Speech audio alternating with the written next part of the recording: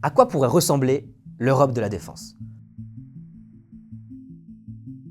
Après 75 ans de présence ininterrompue, les États-Unis entament un désengagement militaire du continent européen.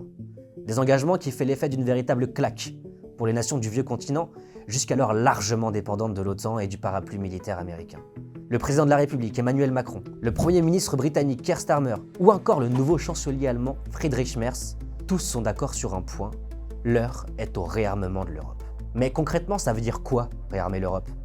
La présidente de la Commission européenne, Ursula von der Leyen, a dévoilé mardi un plan de 800 milliards d'euros afin de permettre aux 27 États membres d'emprunter de l'argent pour financer leur effort de réarmement.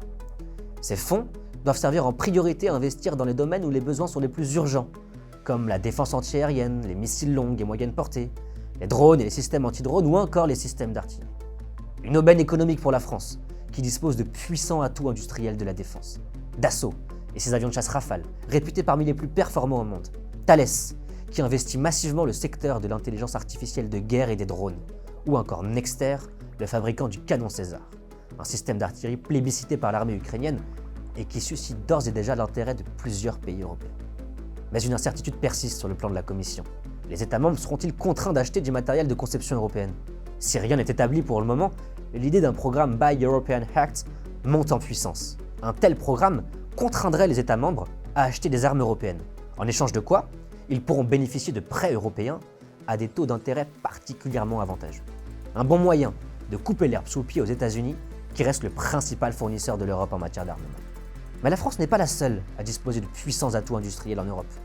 La Grande-Bretagne, l'Allemagne, l'Italie ou encore la Pologne, qui ont engagé une politique massive de réarmement depuis une dizaine d'années, vont se poser en sérieux concurrents aux fabricants français. L'Hexagone dispose toutefois d'un avantage considérable pour convaincre ses partenaires d'acheter français: sa dissuasion nucléaire. Emmanuel Macron l'a redit hier soir, il n'est pas question de partager la puissance nucléaire aux autres pays européens.